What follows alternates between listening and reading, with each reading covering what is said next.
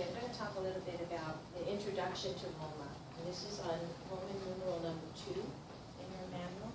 It says, Introduction to ROMA was adapted from material developed by Frederick Richmond, which is the CEO for the Center for Applied Management Practices.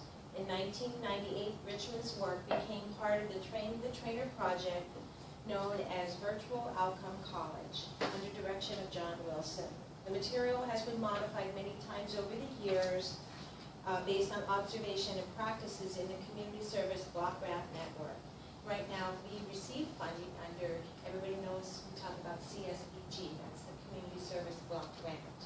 So when I went to the Train the Trainer series, we had Barbara Maui, who's one of the authors of this manual, was one of the instructors. So it was very fortunate that I was able to participate, and that was funded through the State Office of Community Services, that training. So there were people from Oahu, from Hawaii, from the Big Island. Because in Hawaii, how many community action organizations do we have? Anybody know? Maui, Economic Opportunity.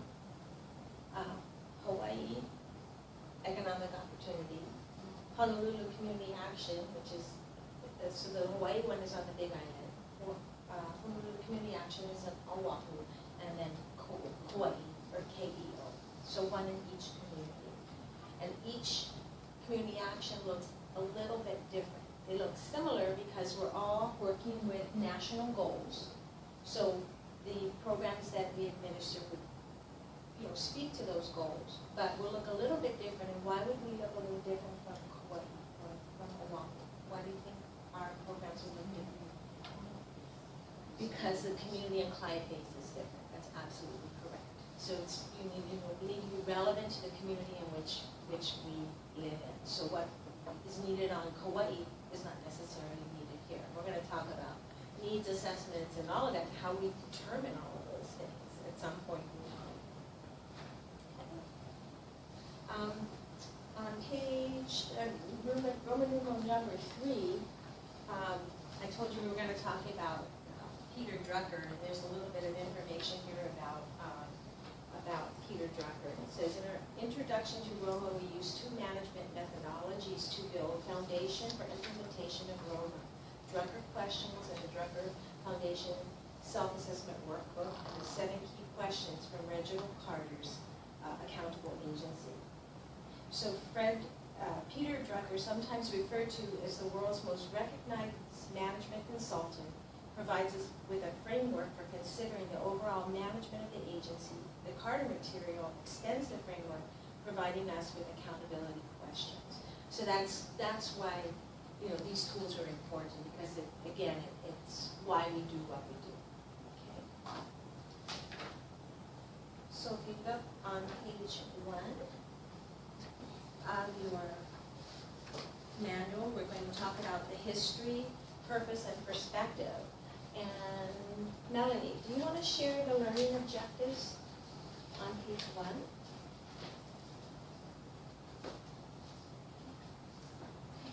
So learning objectives, participants will be able to identify historical milestones of community action and understand how these relate to ROMA implementation. Participants will learn that community action agencies will focus on family, agency, and community outcomes have always been designed to be more than simply direct service providers. Participants will understand how lessons from history can help us identify future actions. Okay. So we talked a little bit already about what happened in 1964. So Lyndon Johnson signed the Economic Opportunity Act, and that established community action agency programs. Right? Then in 1970, and also under that there was the establishment of the Office of Economic Opportunity, and that was a position that was assigned to Sergeant Schreiber, and he was in the military, and he actually was related to President Johnson. Okay, and so nepotism at its best. So he assigned Sergeant Schreiber to run the Office of Economic Opportunity, and they had their own budget, and he, of course, had the president's ear. So this money that was supposed to support the war on poverty was given to this department, and Sergeant Schreiber had a lot of discretion about, how to use that money. So then it says in 1970, the issuance of OEO instruction established the mission and the model. So that wasn't until 1970 that they actually came up with, some tangible goals of what really, besides fighting the war on poverty, we're going to have a little bit of structure. And they broke it down into family, agency, and community goals. And those goals we still have, right? Okay. So it says to stimulate a better focusing of available local, state, private, and federal resources upon the goal of enabling low-income families and low-income individuals of all ages in rural and urban communities to obtain skills, knowledge, and motivations and secure the opportunities needed to become self-sufficient. And that would be a family goal. So how many of you have self-sufficiency as a goal in the programs that you administer? Melanie Gaddis. Right. And like an employment to work, right? And eventually to self-sufficiency. And the same thing I would think would apply even in BBC, because if they become business owners, right, then they become self-sufficient. And same with the youth, at some point you do life skills training and things like that, right? So that helps prepare them for self-sufficiency. It says, in developing its strategy and plans, a community action shall take into account the area of greatest community need and the availability of resources and its own strengths and limitations. It should establish realistic, attainable objectives consistent with the basic mission. And so basically, you want to be relevant to the community, is what they're talking about. That's why we were saying how Kauai is going to be different than Maui or Honolulu, because you need to be relevant to the community. And you also want to take into account the resources that you have available in your community. Okay? So in 1974, the Economic Opportunity Act was terminated and replaced with the Community Service Act. Okay? And President Nixon, the presidents weren't very fond of the CSBG because they didn't like that they didn't really, there wasn't as much control. So Nixon zeroed out the budget. He was going to get rid of the office completely. And then Congress said, oh no, there's good things that are happening. And so money was restored, but they retooled the design of the organization. And then in 1981, the Community Service Act was replaced by the Community Service Block Grant of 1981, which is CSBG, which is what we know now. Okay. It says, I'm going to back up a little bit. Nixon's 1973 budget dropped funding to zero for the Community Action Program. In 1974, during President Ford's administration, the Economic Opportunity Act was terminated. However, congressional support swelled and funding for community action was included in the Community Service Act of 1974. With this change, the Office of Economic Opportunity was terminated and replaced with an agency created under the Department of Health. So it shifted from being reporting directly to the President and now reporting under a department. So the Department of Health, Education, and Welfare, the Community Service Administration. This moved the CAA federal presence further away from the office of the President. The movement inside of the federal government and the name change did not change the mission, purpose, or the purpose of the funding. So it's still, the purpose is still the same. Fighting the war on poverty and advocacy for low-income individuals. Okay? In 1981, the creation of the Community Service Block Grant decreased the role and responsibilities of the federal government while increasing responsibilities of the states. The states didn't like it, that they didn't have any control over this money that was coming into their state and going directly to these community action agencies. Because in those days, the money went directly from the feds to an MEO or a KEO or whatever.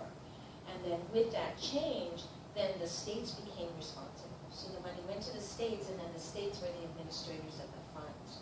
And then it's based on what they call formula. So they look at, when we do our census, it tells you how many people are in poverty or whatever in your community, and that's how the money is distributed. So there's an allocation that goes to the state of Hawaii based on the national poverty rates, and then that money is then distributed to community action agencies based on their demographics within the state. Okay? In 1993, Congress passed the Government Performance and Results Act in response to renewed emphasis on accountability. The purpose of the act was to improve federal program effectiveness and public accountability by promoting a new focus on results, service, quality, and customer satisfaction. So as you can see, the trend is they're trying to tighten it up, right? It's kind of a little loose in the beginning, and then as the years go on, they're trying to implement more accountability. And we've seen even that shift with our current administration, right? When President Obama came into office, a lot of the federal agencies tightened up, right? And so where there was still accountability, I think there's even more accountability now. Okay. In 1994, the Monitoring and Assessment Task Force, or they call it MATIF, was created by the Office of Community Services to explore the results that have been identified by various community actions across the country. The MATIF included a local community action directors, state offices, and they were focusing on 6 national goals. So the 6 national goals, which are goals that we're using today, these are everything that we do falls in line with these goals. And when we report, we're going to report under these goals. So we look at low-income people become more self-sufficient. And we would say this would be a family goal, right, or an individual goal. Family, individual is interchangeable, okay? The condition in which low-income people's lives are improved. So this would be a community, right, because this affects your whole community. Low-income people own a stake in their community. It's a community goal, right? Partnerships among supporters and providers of services to low-income people are achieved. So this is more of an agency goal, because partnerships among supporters, okay? So one of the things that we report on, we ask people that don't quite understand that is, who do we partner with, and what is that partnership? It's not just, we partner with Boys and Girls Club, but what is the basis of that partnership? What does it do? What value does it bring to the client? Agency increase their capacity to achieve results. This is an agency goal. And then a family goal or individual goal is low-income people, especially vulnerable populations, achieve their potential by strengthening family and other supportive services. So every quarter, we take all the quarterly reports that you submit, and we report outcomes under these goals, wherever it fits. And I'll show you later on a document that we use and how that's tied in.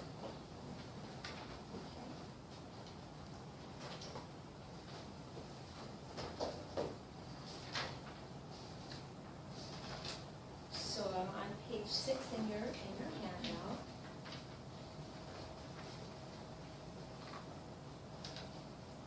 So in 1996, ROMA began to spread through the community service block grant network, and the Office of Community Services supported development of this training program to standardize the way community actions report. And before that, even though people had outcomes and goals, I think the reporting system was flexible. Everybody sort of just had their own reporting system. And so then when they went to the ROMA model, then everybody started reporting the same way and reporting on the 6 national goals. Okay. In 1998, when the Community Service Act was reauthorized,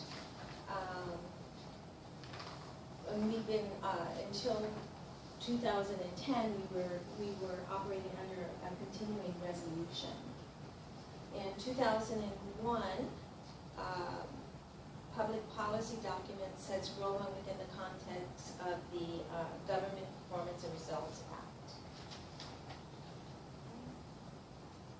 In 2005, National Indicators of Community Action Performance ROMA reporting using national indicators became mandatory. So before that, ROMA was recommended, but it wasn't mandatory until 2005, and everybody had to report using the ROMA reporting system. I know this is just thrilling information, but I think it's important that you kind of understand the history so that you understand the points of why we do what we do. In 2006, the ROMA cycle was created as a graphic to help reinforce the concept of ROMA, and it included a full range of activities.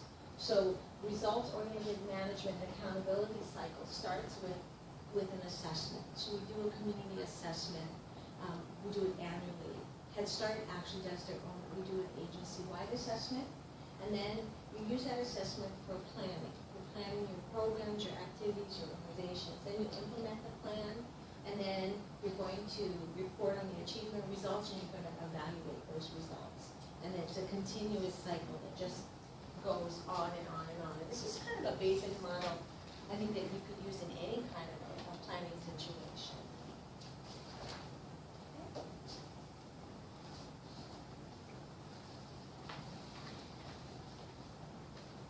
So if you look on page 7 of your handout, it says that ROMA is a framework for marrying traditional management functions with a new focus on accountability. Common language for community action agencies to use to respond to the Government Performance and Results Act of 1993, which requires federally funded programs to demonstrate measurable outcomes. So all your programs have outcomes, and that's what you report on to your funders, and then that's all that data is collected and reported to the state and then to the federal government. The state reports it collectively, so they take all of the community action agencies' reports, and then they submit that to the federal government. To stimulate the implementation of ROMA, OCS, Office of Community Services, supported the creation of Train-the-Train program. A series of tools and practices were developed to increase standard understanding, underlying principles and concepts to help local agencies embrace ROMA. And then if you look on page 7, there's a sample logic model that's followed, and it talks about, the different segments. So problem statement, and then it has planning underneath, and it says service or activity, and what intervention you're going to do, what's the outcome indicator, actual results, your measurement tool, your data source, and your frequency, how often you're going to do that. So this is set up very similar to a lot of the reporting that you're submitting, right, to your funders. It may not be exactly the same, but it's pretty close. Okay. So on page 12, 2009, the Obama administration renewed focus on results. In 2009, the Office of Management and Budget issued a performance progress reporting form, and they love acronyms, PPR, a standard government-wide performance progress reporting format, which is used to collect performance information for the recipients of federal funds. The recipient must submit the PPR, cover page, and any forms. And so that goes to the state, and they do that reporting. A new strategy for excellence in 2011. Other key elements of the administration include emphasis on place-based services to address the causes and impacts of poverty, increased accountability for performance, and promotion of evidence-based practices. These have led to new strategic approach in streamlining CSBG T and TA, so that's training and technical assistance. So there is more money that's allocated through CSBG now for training and technical assistance so that people can understand what they need to be doing. OCS developed a national plan that includes the following 4 priority areas: performance management and data, to build upon performance management structure developed through the results-oriented management and accountability ROMA system. So ROMA has a set of principles and practices established, standardized reporting, and it's been around for a while, and it's not going to go away. So we need to embrace